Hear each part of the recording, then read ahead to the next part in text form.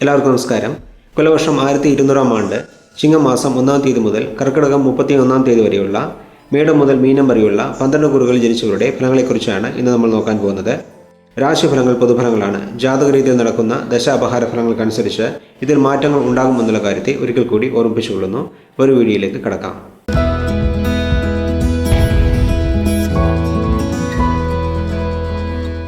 മീനക്കുറി ജനിച്ചവരുടെ ഫലങ്ങളെ നോക്കാം. രാശിധിപനായ വ്യാഴം 3-ൽ സഞ്ചരിക്കുന്നതിനാൽ ജോലി, തൊഴിൽ പോലെയുള്ള പല കാര്യങ്ങളിലും മാറ്റങ്ങൾ ഉണ്ടാകും. കലാകാരന്മാർ ലഭിക്കുന്ന അവസരങ്ങളെ നല്ല രീതിയിൽ പ്രയോജനപ്പെടുത്തിയാൽ പണവും പ്രശസ്തിയും നേടാൻ സാധിക്കും. ജോലിസ്ഥലത്ത് മേലുദ്യോഗസ്ഥരുമായും സഹപ്രവർത്തകരുമായും അനാവശ്യ ചർച്ചകൾ ഒഴിവാക്കുന്നത് നല്ലതാണ്. വ്യാപാര വ്യവസായ രംഗത്തുള്ളവർക്ക് ലാഭം അധികരിക്കും. ആത്മീയ യാത്രകൾ പോകാനും കോടതി വ്യവഹാരങ്ങളിൽ വിജയം നേടാനും സാധിക്കും. മേടമാസം 31-ാം തീയതി വ്യാഴം 4-ാം ഭാവത്തിലേക്ക് മാറിയതിനു ശേഷം എല്ലാ കാര്യങ്ങളിലും ക്ഷമയോടെ ചിന്തിച്ച് ബുദ്ധിപരമായ തീരുമാനങ്ങൾ എടുക്കേണ്ടതാണ്.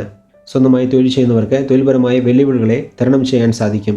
രാഹു ജന്മരാശിയിലും കേതു 7-ാം ഭാവത്തിലും സഞ്ചരിക്കുന്നതിനാൽ മറ്റുള്ളവരുടെ കാര്യങ്ങളിൽ കഴിവതും ഇടപെടാതിരിക്കുന്നതാണ് നല്ലത്.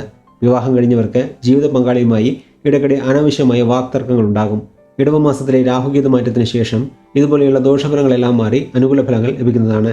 കയറ്റുമതി, ഇറക്കുമതി, ആത്മീയപരമായ കാര്യങ്ങൾ, മെഡിക്കൽ, കെമിക്കൽ ഇതുപോലുള്ള രാഹുകേതുവിൻ്റെ കാരകരീതിയിലുള്ള ജോലിയോ തൊഴിലോ ചെയ്യുന്നവർക്ക് സാമ്പത്തിക നേട്ടങ്ങൾ അധികം ലഭിക്കും. വിദേശവുമായി ബന്ധപ്പെട്ട തൊഴിൽ ചെയ്യുന്നവർക്കും വിദേശത്ത് ജോലി ചെയ്യുന്നവർക്കും അനുകൂലമായ സമയമാണിത്. വിവാഹാദി മംഗളകാര്യങ്ങളിൽ ഉണ്ടായിരുന്ന തടസ്സങ്ങളെല്ലാം മാറി വിവാഹം നടക്കും.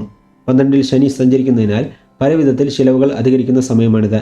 വിദ്യാർത്ഥികൾ അനാവശ്യമായ ഭയം മൂലം പഠനകാര്യങ്ങളിൽ പിന്നോട്ട് പോകാനും സാധ്യതയുണ്ട്. അതേസമയം ചിലർക്ക് ഉന്നത വിദ്യാഭ്യാസത്തിനായി വിദേശത്ത് പോകാനും യോഗമുണ്ടാകും. വിദേശത്ത് ജോലിക്ക് ശ്രമിക്കുന്നവർക്കും ജോലി ലഭിക്കും. ഏഴരശനി കാലത്ത് സാധാരണയായി നിരവധി പരീക്ഷണങ്ങൾ നേരിടേണ്ടി വരാറുണ്ടെങ്കിലും ആ പരീക്ഷകളിൽ നിന്നും പഠിക്കുന്ന പാഠങ്ങൾ നിങ്ങൾക്ക് പിന്നീടുള്ള ജീവിതത്തിൽ പ്രയോജനപ്പെടുന്നതാണ്. മീനമാസം 15-ാം തീയതി ശനി ജന്മരാശിയിലേക്ക് മാറിയതിനു ശേഷം ആരോഗ്യപരമായ കാര്യങ്ങളിൽ കൂടുതൽ ശ്രദ്ധിക്കേണ്ടതാണ്. മൊത്തത്തിൽ നോക്കുമ്പോൾ ഗുണദോഷ സമ്മിശ്രമായ ഫലങ്ങളായിരിക്കും ഈ വർഷം മീനക്കുറുകാർക്ക് ലഭിക്കുക എന്ന് പറഞ്ഞുകൊണ്ട് മീനക്കുറി ജനിച്ചവരുടെ ഫലങ്ങളെ ഇവിടെ നിർത്തുന്നു. അടുത്ത വീഡിയോ കാണുന്നവരെ എല്ലാവർക്കും നന്ദി, നമസ്കാരം.